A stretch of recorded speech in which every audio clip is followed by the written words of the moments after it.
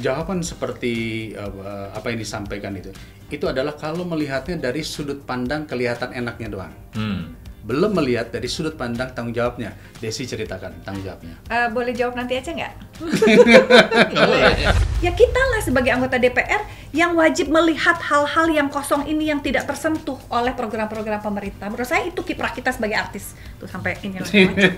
Maaf, saking saya semangatnya. Bisa kebayangkan kalau di komisi kayak apa kan? Mas Denny ngomong gini loh. Tapi saya mau nanya balik nih, karena mengingat dia demenan nanya ya kayaknya ya. Wartawan hiburan lagi kan? Kalau wartawan hiburan pasti nyari yang menghibur. Oke, silakan.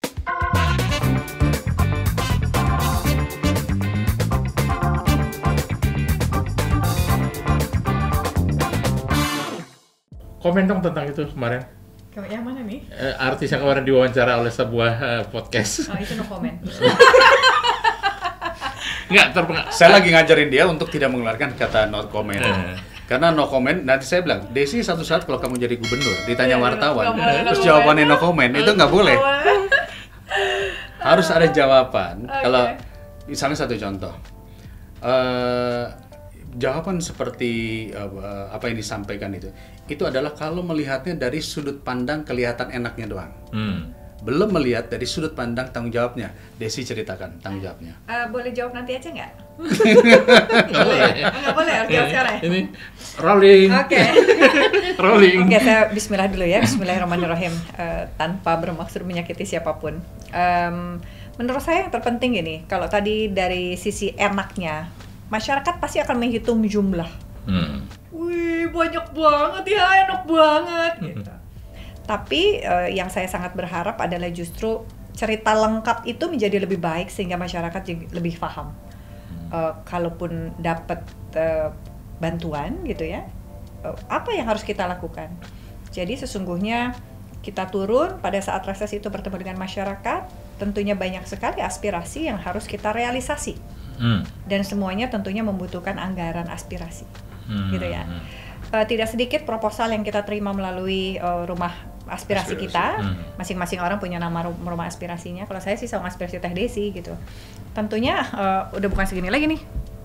Segini. Dan proposal. Dan belum tentu semua bisa diselesaikan dari satu kali reses. Gitu. Kalau dikasih satu, pasti yang lain juga bilang kemarin itu dibantu kok saya enggak gitu. Prinsip saya, mau konstituen, mau tidak konstituen, milih saya atau tidak milih saya, selama dia itu betul-betul menyampaikan persyaratan, sesuai persyaratan, lalu kemudian menunjukkan bahwa memang dia butuh, insya Allah akan kita bantu. Gitu. Lalu kemudian, dan semua itu juga kan direalisasikan dengan apa? Dengan anggaran. Gitu. Terus kemudian, apalagi saya sekarang jadi anggota DPW, jadi ketua DPW, PR lagi.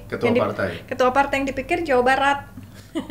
Berapa kabupaten? 27 kabupaten kota.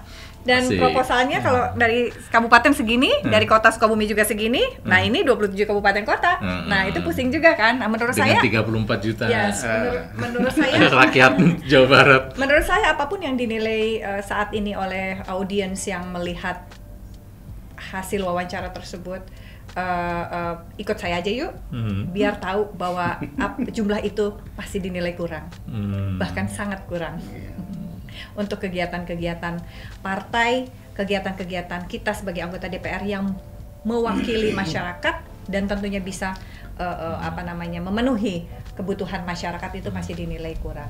Jadi sesungguhnya keberadaan kita untuk membantu atau memberikan kontribusi kita sebagai anggota DPR itu adalah merupakan percepatan atau membantu percepatan pembangunan yang dilakukan oleh pemerintah. Tapi melalui pintu anggota DPR. Gitu. Misalnya kayak kemarin saya bikin vaksin massal. Maunya pakai daun. Habis berapa, Des? Makasih, saya malu.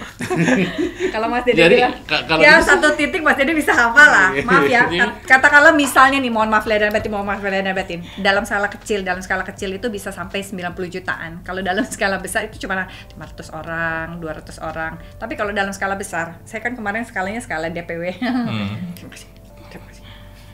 Sementara ketum bilangnya, serentak, siap. Kita bilang siap kan? Nah gitu. Jadi ada alasan juga kalau kenapa Desi sekarang syuting lagi. Iya, Tambahan. kurang. Jadi ada alasan kan gitu. Iya.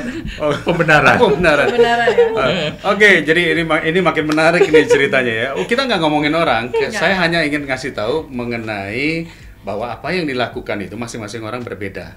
Apa yang menjadi tanggung jawab tiap orang anggota itu berbeda. Tapi saya boleh ngomong nggak sih contohnya gitu? Boleh, tapi sebelumnya kita lihat dulu video ini nih. Bang Amazon. Artis ketika menjadi anggota DPR dilarang main film. Tapi sementara anggota DPR yang pengusaha masih banyak yang sampai sekarang masih berbisnis. Fair nggak itu? Ya nggak fair. Jadi gimana menurut Bang Amazon? Mustinya gimana? Ya kan sama dengan juga mereka yang berprofesi sebagai pengacara diam-diam itu masih punya kantor pengacara, sama aja kan sebetulnya. Gitu. Harusnya sih kalau mau bebaskan aja semua gitu loh. Gitu. Kalau soal konflik interest ya itu terpulang pada diri masing-masing kan gitu loh. Menurut saya sih gitu. Tapi kalau boleh saya komentar sebagai artis ya. Menurut saya yang paling tidak ada konflik of interest adalah pekerjaan menjadi artis. Kenapa? Kalau pengusaha masih. Karena nggak ada production house yang punya ada. pemerintah. Nggak ada. Kalau tapi menurut sejumlah orang justru tidak fair sebetulnya dari kacamata yang berbeda nih ya. Ketika misalnya Desi main atau teman kita yang di Dapil Bogor, pada saat dia nyalek lagi gitu kan, kebetulan sinetronnya tayang lagi, kepilih lagi. Oh, bagus dong. Berarti dia bisa memanfaatkan momen. Iya itu dia kan, makanya artinya kan gini. Karena kan kita bicara kan popular kontes bukan gitu loh. Keberuntungan itu adanya di situ sebetulnya gitu loh. Lebih mudah masyarakat mengenal artis ketimbang profesi lain gitu. Atau begini, kalau mau dijadikan sebagai padanan. Memang kita harus berbicara ya. Political itu salah satunya adalah it's about perception, kedua adalah political contest tadi. Bayangkan orang yang katakanlah sebentar lagi dia mau itu, maka dia berusaha untuk tampil lagi. Termasuk pilkada. Jadi kita pahami juga ya. Banyak artis yang terjun di pilkada, dia muncul karena untuk memenangkan popular kontes. Daripada nyiapin amplop, ratusan ribu amplop akhirnya ketangkep, kan lebih baik main film atau main syuting kan. Untuk konteks popularity contest ya. Tetapi poinnya, kalau masalah popularity contest itu menurut saya itu bisa dilakukan oleh siapa saja, termasuk kalau kita katakanlah menteri yang berasal dari partai ketika mau berikutnya dia pasti akan menggunakan kegiatan program pemerintah untuk turun memenangkan dia juga. Itu satu hal yang menurut saya memang sudah biasa. Masalahnya ketika dia menjadi, apakah dia melaksanakan tugas dan fungsinya untuk membela perjuangan rakyat? Jadi Bang Amazon jangan melihat dari how to-nya, tapi what if dia sudah jadi. Nah, yang Bang Amazon lihat saat ini gimana? Nah itu dia. Makanya kan pertanyaan saya tadi, apa sih kiprah yang sudah dilakukan? Karena masyarakat selalu menuntut kan. Mereka tidak tahu prosesnya. Seperti tadi di awal pembicaraan kita mengatakan bahwa bahkan target legislasi aja nggak pernah terpenuhi, nggak pernah lah. Sekian banyak legislasi sekian tahun itu kelar nggak pernah, atau per tahun kan biasanya. Prolegnas itu kan setahun, tapi kan nggak pernah terpenuhi gitu loh. Mereka taunya bolak-balik reses, bolak-balik liburan, ada yang ketangkep keluar negeri gitu kan, bawa keluarganya jalan-jalan, padahal juga itu haknya gitu kan. Kalau menurut saya, maaf saya potong. Kalau berbicara soal target legislasi, tidak bisa juga dikaitkan dengan komunitas artis yang terpilih menjadi DPR sehingga penilaian muncul tentang kiprah artis dalam lingkup legislasi misalnya atau dalam fungsi legislasi. Nggak bisa juga, karena seperti tadi dibilang bahwa sebuah legislasi itu dihasilkan atas kesepakatan kerjasama pembahasannya antara pemerintah dan juga DPR, yang mana DPR juga tidak melulu isi panitia kerjanya adalah artis gitu ya. Jadi menurut saya agak kurang fair juga ketika dibilang kiprah artis fungsi legislasi minim, karena buktinya targetnya minim. Itu agak tidak match gitu menurut saya, analoginya, linknya tidak match gitu. Kecuali match, tapi ketika dikaitkan misalnya dia nggak kelar gara-gara syuting mulu sih. Mestinya yang ditanyanya gini dulu, ngurut. Kamu ikut panja apa? Gitu. Panja legislasi ini. Oh, legislasi ini nggak selesai mungkin karena kamu nggak hadir. Itu lain. Jadi menurut saya generalisasi ini menjadi sebuah hal yang penting untuk dikritisi. Karena kalau spesifik satu-satu ditanya, misalnya gini, Mas Dede satu ditanya, mimpin tadi banyak banget jadi waktu di Komisi 9 periode kemarin. Banyak yang dihasilkan. Jadi tidak bisa juga digeneralisasi bahwa Mas Dede adalah salah satu yang membuat fungsi legislasi tidak berhasil karena beliau adalah seorang artis yang tidak jelas kiprahnya gitu. Menurut saya ini lebih fair gitu dilihat. Atau Desi Ratnasari, bikin apa sih lu di sana Des gitu. Periode kemarin saya seperti tadi saya bilang, saya ikut penyandang disabilitas, undang-undang merek, saya hasilkan Peksos, saya juga hasilkan. Jadi ketika ditanya satu-satu, saya yakin semua bisa jawab apa terlibat di dalam apa dan apa yang disampaikan pada saat pembahasan undang-undang itu gitu. Jadi kalau universal keputusan bahwa target legislasi tidak ada kemudian dikaitkan bahwa artis tidak berkiprah, menurut saya itu salah logikanya gitu ya. Mohon maaf lahir dan batin. Itu yang pertama. Yang keduanya, kalau tadi ketika berbicara soal komentar seorang pengamat politik, apa sih yang bisa dilakukan artis kalau dia sibuk terus ngabdi yang masyarakat nggak 24 jam loh mereka. Dan zaman sekarang kan digitalisasi, aspirasi bisa disampaikan melalui saung aspirasi, melalui rumah aspirasi, melalui HP, WA. Kita itu terbiasa untuk on 24 jam kita dengerin apa dan kita sampaikan, baik itu secara fisik maupun secara digital. Aspirasi kita sampaikan pada saat kita rapat kerja dengan pemerintah. Dan ini juga kalau ditanya kiprahnya, sayangnya ketika raker, apalagi terkait dengan keputusan-keputusan yang bersifat tidak umum atau ada rapat kerja, itu biasanya kan tidak publik, tidak boleh diliput misalnya, tidak boleh dipublisi ke orang lain. Nah, orang nggak tahu proses ini gitu. Nah, padahal ada juga artis-artis yang berbicara. Contoh misalnya kalau zaman sekarang kan ada tuh banyak platform-platform media sosial yang bermacam-macam. Mas Dede misalnya ketika ngomong soal guru honorer, ketika ngomong soal rancangan undang-undang SKN, dipublish oleh TA-nya, oleh komisi, oleh media parlemen, sehingga orang tahu gitu menurut saya. Nah, ini juga menjadi suatu hal yang sangat penting. Lalu pengabdian apa lagi yang bisa kita lakukan? Contoh, mohon maaf lahir dan batin, saya tadi belum ngomong. Kalau orang ngomongin jumlah, berapa ya Desi bawa duit pulang, masuk rekeningnya? Enggak juga, rekeningnya lewat doang. Alhamdulillah Allah mudahkan. Saya bisa membantu madrasah yang 3 kelasnya mau roboh. 259 juta, sok boleh ditanya. Ada orangnya, ada kwitansinya, ada orangnya. Saya laporkan juga ke DPP. Pemanfaatan ini menjadi suatu hal yang sangat penting karena banyak sekali masyarakat yang tidak tersentuh oleh program-program pemerintah yang juga minim program-program yang harus dibagi ke seluruh Indonesia. Ya kita lah sebagai anggota DPR yang wajib melihat hal-hal yang kosong ini yang tidak tersentuh oleh program-program pemerintah. Menurut saya itu kiprah kita sebagai artis. Tuh sampai ini maaf, saking saya semangatnya. Bisa kebayangkan kalau di komisi kayak apa kan? Mas Dede ngomong gini loh. Itu ya, maaf ya ini audiens pemirsa ini guys. Hi guys gitu. Mas Dede selalu bilang gini.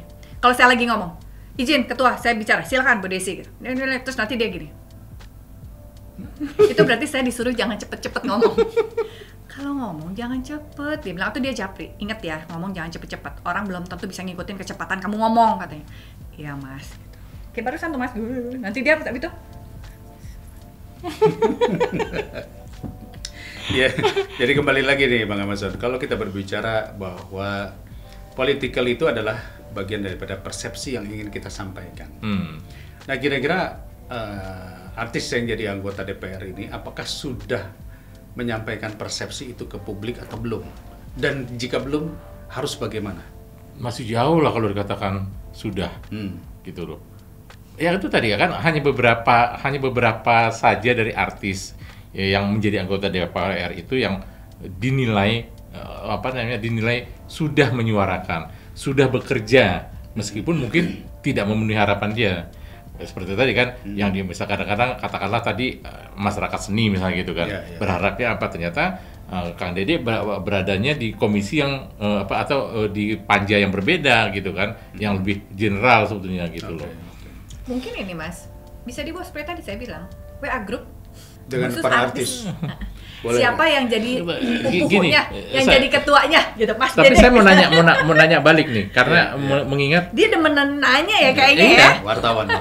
Wartawan hiburan lagi kan. Kalau wartawan hiburan pasti nyari yang menghibur. Oke, silakan. Enggak, maksudnya gini, Dede kan pernah jadi eksekutif, pernah sekarang legislator, gitu kan. Ini wannabe ya, Gubernur Jabar. Masya Allah. Amin, Gubernur Jabar. Mana sih sebetulnya lebih berat bekerjanya?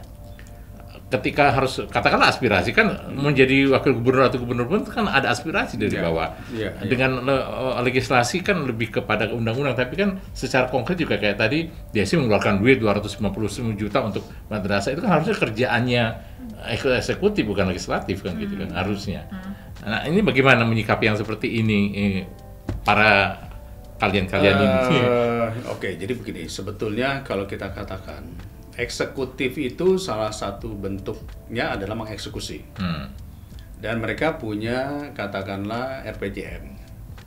Ya, RPJM itu harus dibikin berdasarkan perencanaan 1 tahun sebelumnya. Jadi misalnya begini, seorang kepala daerah lagi jalan terus lihat jalan lobang, maka dia bilang katanya betulin itu, nggak bisa. True. Dia harus bikin perencanaan, masukin kepada anggaran, masukin kepada DPRD, rapat dengan DPRD, dan baru diputuskan untuk anggaran tahun berikutnya. Jalannya udah rusak, udah selesai itu, tahun depan lebih rusak lagi, kira-kira gitu. Akhirnya rakyat mengatakan pemerintah di mana? Nah, kalau di Dewan ada yang disebut dengan aspirasi tadi. Salah satu bentuk aspirasinya, satu dia bisa mendorong program ke dapilnya. Yang kedua yaitu tadi bahwa dia disiapkan yang namanya kegiatan reses, di mana dia bisa perbaiki jalan itu sesuai dengan kemampuannya ya. Bikin jalan gang, langsung bantu madrasah, bantu langsung ini. Ya? Langsung. Jadi nggak perlu harus direncanakan dulu, pakai pemborong dulu dan sebagainya. Tapi ada laporan ya, Mas. Laporan harus tertulis, harus soft copy, hard copy, harus disiarkan oleh media, harus buktinya ada, itu memang harus tetap. Dan itu semua sampai di DPRD juga lakukan itu. Ya. Jadi artinya kalau ditanya mana yang lebih sulit, yang lebih sulit pemerintah, karena pemerintah harus merencanakan. Dengan perencanaan itu belum tentu juga bisa tersentuh. jalan. Ya mari kita omong kosong aja ya. Sekarang kita bicara perencanaan, bikin ini, bikin itu.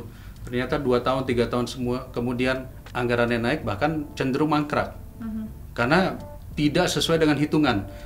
Pemerintah pun juga banyak lakukan hal tersebut. Ya ini baru-baru ini lagi rame lah soal jalur kereta api dan sebagainya. Tetapi mau tidak mau memang harus dilakukan, harus direncanakan. Nah itu sebabnya sekarang kawan-kawan di DPR ini harus benar-benar transparan tentang penggunaan dana aspirasi itu. Tapi Mas, kita ada uji petik Mas. Jadi misalnya jangan sedih. Besok-besok tuh ada BPK, di kantor kan juga ada BPK yang memang terus kemudian uji petik tuh siapa aja secara random, dia akan ngecek. Kalau nggak benar pasti ketahuan. Gitu. Even itu 200.000 misalnya nih, suka ada matrix, misalnya kita gini, saya lagi kunker misalnya, terus kemudian ada rancangan undang-undang SKN yang harus dibahas misalnya, itu kalau saya datang absen di sini, nabrak, nggak boleh gitu kayak gitu. Nah tentunya ada perjalanan dinas itu kan pasti ada biaya gitu. Nah biayanya harus dikurangin. Kalau ada nabrak 200.000 kena, walaupun 200.000 loh. Jangan 200.000, 60.000 juga harus balikin. Jadi menurut saya, alhamdulillah sih selama ini saya menjadi anggota DPR berjalan semua karena soft copy, hard copy disampaikan, bukti-bukti fisik kita turun juga disampaikan. Kembali lagi kan, kita mau menjadi politikus yang seperti apa? Pada akhirnya nanti akan teruji oleh masyarakat. Dia memang benar melakukan, dia memang benar melaporkan, dia memang alhamdulillah baik-baik aja. Atau mau yang aneh-aneh silahkan, itu mah pilihan gitu menurut saya sih gitu. Jadi ada yang mau glamor silahkan, mau yang gaya pejabat silahkan, mau yang sering turun ke kampung juga silahkan, karena itu kan style masing-masing. Yang penting adalah bahwa dia mempertanggungjawabkan semuanya dengan baik dan benar, sesuai peraturan perundang-undangan. Kuncinya itu aja sebetulnya. Nah kita nggak mungkin kayak saya misalnya mau turun nih, kita lagi reses misalnya. Kalau kita nggak ada laporan reses kemarin nggak jalan. Harus ada laporan reses, harus rutin. Kalau saya nggak tahu yang lain ya, maaf. Saya nggak tahu yang lain gitu. Kayak Kundapil misalnya itu, kunjungan dapil ada. Terus kemudian turun. Kalau dia kita nggak bisa mengajukan kunjungan selanjutnya kalau yang sebelumnya belum kita laporkan. Gitu. Nggak apa-apa, Kak Mazon kan waktu itu nyalek. Belum berhasil. Kita doakan berhasil. Supaya nanti lewat mana? Lewat partai mana? Silakan. Kita siap menampung. Mau P apa D? Oke apa deh, silakan kita siapkan. Nah kembali tadi soal persepsi tadi, persepsi publik ya. Jadi persepsi inilah yang menjadi penting. Jangan sampai persepsi seolah-olah artis di DPR bisa apa yang dilakukan Desi dengan sekian banyak kegiatannya, mestinya tuh disampaikan dengan cara apa? Jadi kita harus belajar dari wartawan hiburan senior. Apa yang harus dilakukan oleh kawan-kawan artis ini? Viral seperti yang dibuat. Iya, kalau ditanya apa yang harus dilakukan ya sebetulnya ya komunikasi tadi. Tadi kan Kang Dede udah mengatakan harus komunikasi ya. Itu yang tidak nyampe ke apa namanya katakanlah Konstituen hiburan. Bukan konstituen hiburan, sebenarnya wartawan hiburan. Karena gini, saat ini perkembangan media itu kita tuh udah banyak yang istilahnya rewrite atau kopas, mengkopas bahkan dari medsos. Nah, aku nggak tahu Kang Dede atau Desi punya nggak media sosial yang melaporkan kegiatan yang bisa dikutip. Sebetulnya, nah ini tadi Desi Ratnasari ini enggak yang personal. Desi Ratnasari ini baru aktif di medsos tuh baru 1 tahun belakangan ketika menjadi ketua partai. Sebelumnya dia no medsos. Sementara saya dari tahun 2010 saya sudah bikin medsos yang isinya adalah kegiatan sebagai wakil gubernur, sebagai anggota DPR terus sampai sekarang, dan personal. Kalaupun ada tim ya yang ngisi foto dan sebagainya lah ya. Kenapa penting? Karena itu adalah bagian daripada tanggung jawab aspirasi kita kepada publik. Sayangnya, kita sekarang berhubungannya dengan wartawan politik yang meliput atau mengambil quote dari medsos kita. Kawan-kawan wartawan hiburan udah nggak pernah ngambil. Iya, benar. Yang dicari yang viral-viral kan artis yang viral gitu. Nah, ini saya mau appeal nih kepada Bang Amazon nih. Tolong sampaikan kepada wartawan hiburan, quote dong dari medsosnya Desi. Dari medsos saya gitu. Yang di quote dari Desi adalah kapan kawin lagi. Persoalannya itu. Itu dia, Des. Masalahnya orang nggak mau tahu kamu bikin madrasah atau enggak. Kapan kamu kawin lagi? Kapan kawin lagi? Secantik ini. Apa kita buka sekarang, Des, mengenai kita? Secantik ini dengan posisi sebagai anggota dewan ya nggak kan? Jadi menurut saya sih sebenarnya, maaf ya, boleh nggak sih saya kritik juga saudaraku ini? Ya, boleh. Saya mewakili. Iya. Menurut saya gini juga ya, bahwa kalau kita memang mau tadi membuat persepsi yang komprehensif tentang artis, sehingga tadi judulnya kan di sini keluar, artis kiprahnya gimana gitu. Menunggu kiprah apprentice di DPR. Ya. Nah, tentunya ini kembali lagi. Kami mungkin sudah punya media sosial pribadi ataupun apapun lah, YouTube kayak video kayak apa gitu yang kita termasuk share. Podcast ini nih sarana aspirasi loh. Iya. Nah, ini tentu kemudian tapi sejauh mana teman-teman media di sana, di luar sana, baik itu kategorinya hiburan, kategorinya politik, kategorinya apapun lah itu kategorinya gitu ya, jenis beritanya, nggak mau gitu bekerja sama dengan kami untuk kemudian menyebarkan hal itu, menurut saya nggak akan nyampe juga. Karena nggak menarik, buat hiburan nggak menarik. Betul, so that's why pada akhirnya Desi Ratnasari memperjuangkan guru honorer, menarik nggak buat dunia hiburan? Nggak menarik. Itu normatif, emang tugasnya gitu. Iya. Desi Ratnasari terlibat perselingkuhan, misalnya itu gitu. Seru. Perselingkuhan dengan anggota lain, wah itu seru. Ditongkrongin tuh DPR. Itu dia. Ya jadi kan kalau menurut saya balik lagi kepada niat. Menurut saya salah satu hal yang sangat penting untuk dilakukan oleh artis seperti yang Mas Dede lakukan saat ini ya. Mas Dede punya podcast, any kind of substansinya yang disampaikan, menurut saya lambat laun masyarakat juga akan tahu apa sih nih Mas Dede nyampein apa sih di podcastnya. Oh ini ternyata masalah dia mau 5 menit, mau 1 jam nongkrongin ngeliatin, masalah 3 menit. Mungkin lama-lama dia orang ada apa lagi ya, menurut saya itu dot kecil yang kita buat sehingga ini menjadi sebuah pilot project yang akan dicontoh dan menginspirasi teman-teman artis lain yang ada di DPR, sehingga dia punya media alternatif yang menyampaikan kiprahnya dia di sana gitu. Menurut saya sih itu, Mas. Udah jago ya. Cocok nggak jadi menteri atau jadi gubernur? Masya Allah. Menteri sih cocok ya. Nah ini kan saya belajar dari beliau. Saya kan suka nongkrongin dia lagi ngomong. Oh kalau gini caranya gini. Gitu ya. Catet. Oh kalau dia merangkum tuh gini, dari panjang jadi pendek begini. Saya kan tipe orang yang ngomongnya panjang. Saya ngejelasin takut orang nggak ngerti gitu. Tapi kalau beliau ini langsung dirangkum, jeplek gitu. Aku mau nanya Mbak Dede juga. Mulu nih. Enggak, bukan soal persepsi tadi itu, persepsi masyarakat di dapil lah gitu. Ya. kadang-kadang ada nggak sih sebetulnya persepsi masyarakat yang menempatkan kalian ini eksekutif bukan legislatif ya seperti Sering tadi. banget. Gitu loh. Jadi mereka minta secara fisik gitu loh. Misalnya nih kalau kita lagi kampanye pasti akan selalu ada pembicaraan seperti ini. Kalau kita pilih ibu, terus nanti jalannya dibenerin nggak? Yeah. Gitu kan, ya kan Mas? Gitu. Yeah. Nah ini dia nggak nanya, nanti bikin film lagi nggak? Jalannya dibenerin. Nah ini menurut saya adalah pendidikan politik yang harus kita sampaikan kepada masyarakat juga gitu, bahwa kalaupun kita bisa memenuhi aspirasi tersebut, ruang lingkupnya seperti apa gitu. Jangan juga sampai mereka berpikir kita ini sosok kehadiran DPR RI yang harus dipilih ini seolah-olah kita jadi bupati gitu misalnya ya. Terus kemudian yang bisa melakukan pembangunan walaupun lama pasti perencanaannya karena belum tentu juga anggaran APBD-nya bisa mencukupi semua gitu misalnya untuk mewujudkan pembangunan di seluruh Kabupaten Sukabumi ataupun Kota Sukabumi misalnya gitu pemerintah daerahnya. Lalu kemudian tapi di sisi lain ketika kita kampanye, kita bilang bahwa kita tidak bisa mewujudkan keinginan mereka untuk benerin jalan, mereka malas milih kita. Jadi ngapain ada kalian?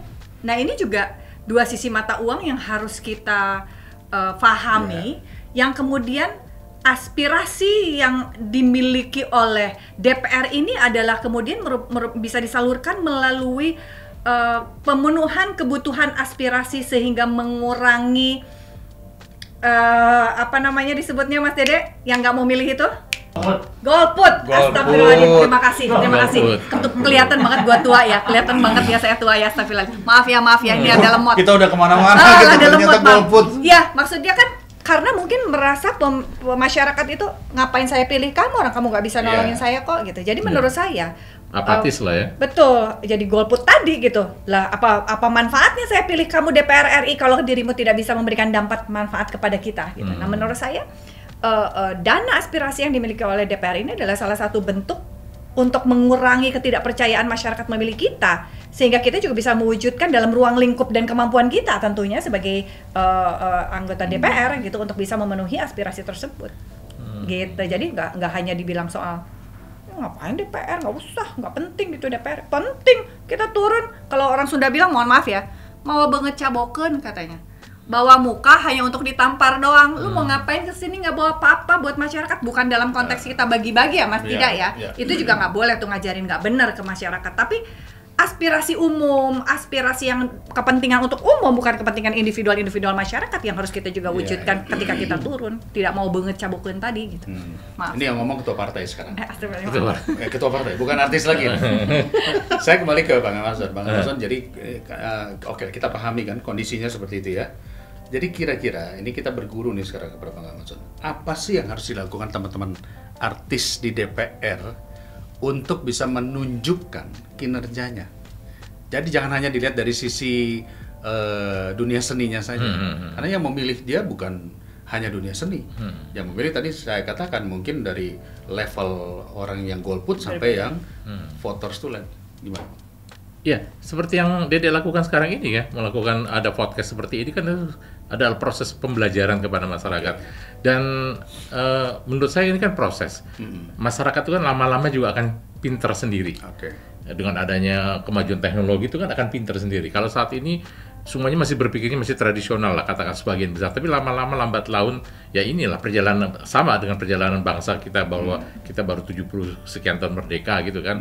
Mungkin ketika udah 100 tahun ya seperti di Amerika, orang udah tahu kalau kenapa harus milih senator ini misalnya kan gitu. Jadi kalau ditanya apa yang sudah dilakukan, itu tadi salah satunya kan melalui media sekarang. Kita gunakan media, apalagi internet ini sekarang ada di mana-mana gitu kan. Hampir 3/4 penduduk Indonesia sudah memiliki gadget gitu kan, berdasarkan penelitian. Jadi itu harus kita gunakan dengan sebaik-baiknya untuk menyampaikan bahwa ini loh yang kami kerjakan sebetulnya. Bukan kita di sana hanya konser gitu loh. Orang mengatakan pada konser kali ini di sana gitu kan gitu loh.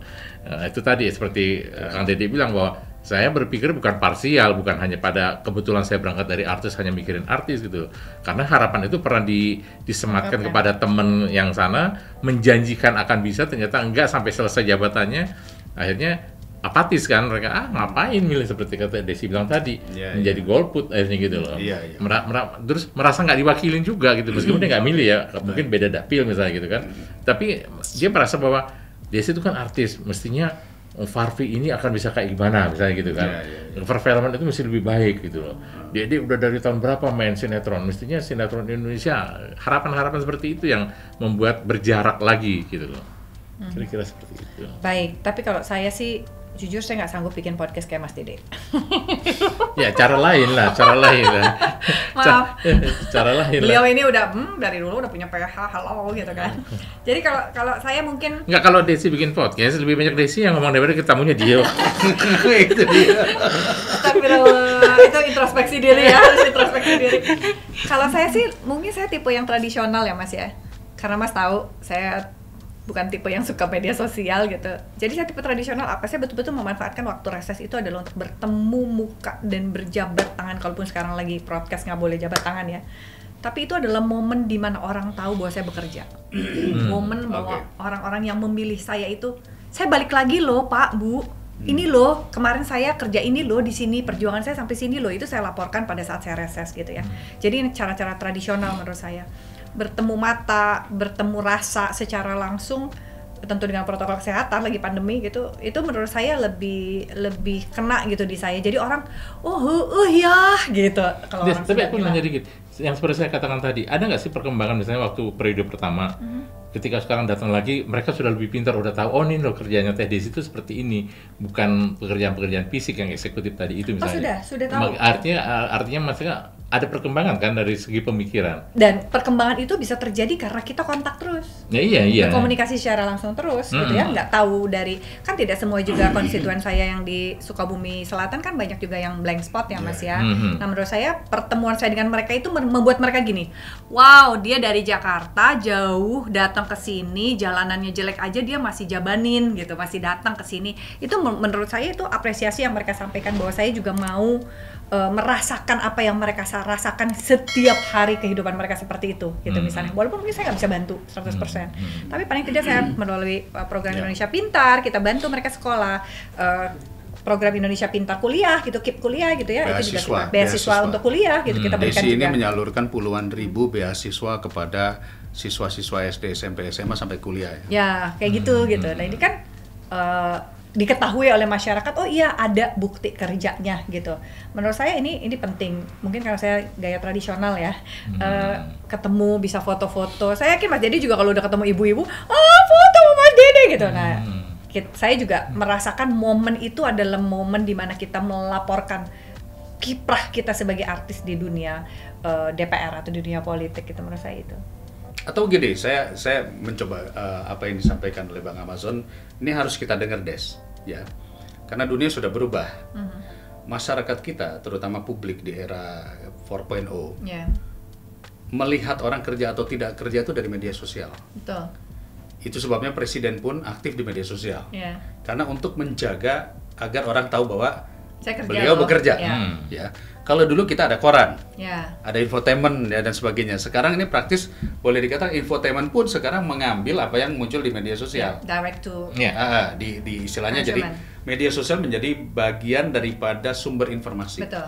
Nah maksud saya harus jelasin dulu. Mudah-mudahan ini jadi solusi buat kawan-kawan artis siapapun yang terjun di politik. Pertama ada yang namanya dapil. Dapil itu nggak bisa lewat media sosial. True. Harus disentuh. Betul. Itu sebabnya mungkin Desi, saya seminggu sekali harus datang. Betul. Karena ada yang disebut kita menjaga, merawat konstituen. Program kita turunkan, kegiatan kita lakukan, bantuan ini itu segala macam, itu di dapil. Yang tahu ya hanya mak-mak atau akang-akang yang ada di dapilnya Desi. Betul. Papua tidak tahu apa yang dilakukan Desi. Tapi berangkat dari itu, kemudian ada lagi yang disebut sebagai kawasan yang lebih luas, yaitu DPR. DPR RI itu adalah panggung juga. Itu sebabnya saat ini kita harus memanfaatkan media sosial. Tadi katakanlah, kalau perlu selama kita dialog pasang itu live Instagram, ya kan? Dan bisa mengikuti. Kadang-kadang saya juga coba begitu dan orang-orang komennya itu, wah asiknya bisa lihat langsung apa yang dilakukan di rapat. Itu juga penting, ya kan? Nanti mau diedit pun juga terserah lah, ya. Ada juga yang melalui tadi platform-platform, bisa TikTok, bisa YouTube, IG feeds, ya Reels, macam-macam lah ya, termasuk YouTube. Karena itu semua adalah tanggung jawab kita kepada publik untuk menyampaikan ini loh yang diperjuangkan seorang Desi Ratnasari, seorang Dede Yusuf dan lain-lain. Ini penting untuk skop yang lebih luas. Bahkan katakanlah masyarakat di Papua bisa tahu, oh saat ini Bu Desi sedang memperjuangkan ini. Nah mungkin begitu. Jadi kembali kesimpulannya, Desi harus pegang media sosialnya sendiri. Udah kan mau nggak mau. Belum, kamu sekarang masih pakai IG doang tapi malas posting. Ketahuan kan? Kayak misalnya kita kunker sama Mas Dede. Mas Dede tuh rajin kan? Hai, saya sedang begini bekerja. Nah kemarin aja saya ngomong, dia yang rajin gini. Ngapain Mas? Ini kan lumayan buat IG kamu nanti. Oh ya udah, makasih ya Mas. Kebayang nggak? Dia lagi cerewet, lagi ngomong, saya shoot. Dia bilang, ini nanti kamu tampilin di IG kamu ya. Dia terus izin ya Mas, aku IG-in. Iya. Kamu tuh ngerjain sendiri. Malah punya beliau gitu yang bantu saya kayak gitu. Itulah kemalasan saya untuk media sosial. Tapi kalau di dapil saya sih memang menurut saya langsung itu ya, ada timnya ya. Kalau di dapil kan ada tim. Cuman kalau saya lagi pergi sendiri kemana-mana, aduh harus video ya gitu, ada perasaan kayak karena gitu. Karena kebiasaan dulu no comment, menutup diri. Nah sekarang ini saatnya untuk membuka. Benar nggak coba pandangan saya? Iya, sekarang ini eranya berubah memang. Jadi bahwa media sosial itu face to face dengan media mainstream. Itu saling melengkapi sekarang. Karena kita sendiri pun, saya sebagai masih praktisi media sampai saat ini, masih banyak mengambil dari media sosial saat ini loh. Kita dapat informasi, katakanlah misalnya tentang Ayu Ting Ting misalnya, kita dapat dari Instagramnya, karena dari dia langsung nggak mungkin dapat. Dan itu udah jadi berita buat kita, cukup. Dan itu, kan nggak apa-apa, kan saya udah join diundang sama Mas Dede, jadi wartawan-wartawan bisa ngambil dari Mas Dede kan, sama juga kan, win-win solution. I'm happy, Mas Dede happy, right? Aku tidak ruan dengan halo, harus bikin sendiri gitu kan? Nggak boleh halo guys. Iya nggak bisa kan? Makanya kan apapun Allah mudahkan kan? Oh si Desi males di media sosial, Allah takdirkan aku diundang, kan jadi semua tahu juga kan, gitu kan? Makasih Mas Dede. Itu salah satu cara untuk kita bisa mendorong penggemarnya Desi untuk jauh lebih tahu lagi apa yang dilakukan Desi. Salah satunya adalah kegiatan-kegiatan seperti ini. Karena dia malas, saya tahu sekali lah, dia malas. Jangan anggap malas lah, sibuk. Enggak, males, udah. Udah ngaku ya? Males. Lebih tepatnya gaptek sih. Nggak gaptek banget lah. Ada anakku diajarin. Pesan terakhir Bang Amazon buat kawan-kawan artis di DPR ini supaya kita bisa katakanlah ini kita lah pembelajaran bagi kita semua. Iya, kalau saya sih berpesan gini, teman-teman artis yang kebetulan berkiprah di DPR menjadi anggota legislatif gitu, ya itu tadi satu kan, cobalah terus berkomunikasi baik melalui konstituennya maupun melalui media. Karena media akan lebih cepat menyampaikan. Artinya entah itu media yang bersifat politik maupun hiburan, karena hiburan pun sekarang ini membutuhkan kok. Kita tuh Pameo yang mengatakan the content is king gitu loh, and the platform is queen. Platform itu queen, konten is king gitu loh. Jadi kita butuh konten sebanyak-banyaknya gitu loh. Ketika dibikin hashtag Desi Ratnasari, itu kalau di Google itu bisa naik cepat gitu. Desi Ratnasari DPR misalnya gitu. Atau Desi Ratnasari kawin lagi, lebih tinggi lagi. Misalnya, artinya maksudnya hashtag itu kayak begitu gitu, kekuatan hashtag itu gitu. Kekuatan hashtag itu seperti itu. Jadi dicari yang paling viral kan gitu. Nah, tapi kalau dilakukan terus-menerus, kan itu kontinuitas sebetulnya. Kalau dilakukan terus-menerus, itu yang membuat nanti mesin pencari, nah itu mau tidak mau SEO-nya kan, mesin pencari itu akan menemukan gitu. Kalau tanpa dilakukan secara kontinu hanya sekali-sekali, hilang. Gitu loh. Itu saran saya. Jadi gunakanlah media sosial yang ada sekarang ini secara maksimal untuk mensosialisasikan ini loh yang saya kerjakan. Apa yang diperjuangkan? Iya, apa yang diperjuangkan, seperti tadi undang-undang kesehatan jiwa, undang-undang apa sih? Praktek psikologi, bukan kesehatan jiwa ya? Beda. Keso udah selesai apa Mas Dede? Oh, kesehatan jiwa udah selesai. Komisi 9. Kesehatan jiwa udah selesai. Waktu itu ya, periode sebelumnya. Iya. Itulah ya saran saya buat teman-teman yang berkiprah itu gitu loh. Supaya image-nya jadi dari menghindari persepsi bahwa kalau berasal dari artis harus memperjuangkan artisnya, gitu kan gitu. Mentang-mentang dia sarjana hukum, dia harus ada di Komisi 3, padahal kan dibuang kemana-mana kan gitu. Kayak gitu. Oke, satu lagi. Ini salah satu kalau saya katakan boleh dikatakan salah satu nggak enaknya jadi artis. Itu yang viral biasanya yang negatif. Oke. Itu sebabnya kalau perjuangan yang tadi yang normatif tadi tidak akan naik di dalam algoritma tadi. Desi Ratnasari memperjuangkan jalan ditambel gitu, itu nggak akan menarik. Itu dulu. Nah sekarang gimana? Ya, sekarang coba gimana? Itu metodenya bagaimana? Ya saya katakan tadi, sekarang itu kan konten. Konten dulu Vimeo kita adalah bad news is good news. Sekarang enggak gitu loh. Bad news and good news is a content. Oke. Jadi apapun yang dilakukan Desi harus naik. Harus naik. Jadi konten. Harus dinaikin. Berarti besok kalau saya ke Sukabumi saya harus bilang, jangan lupa. Aduh, aku hampir jatuh, jalananku bolong, gitu kali ya. Why not? Iya kan? Iya deh. Iya, Gitu ya? seperti itu. Oh my god, I should be like that, oh mas. Aku ikut podcast dirimu aja.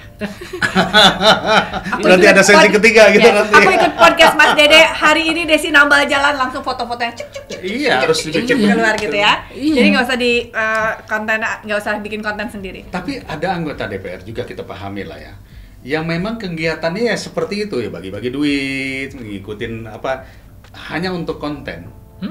Tapi tidak salah juga karena itu bagian dari tanggung jawab aspirasi dia.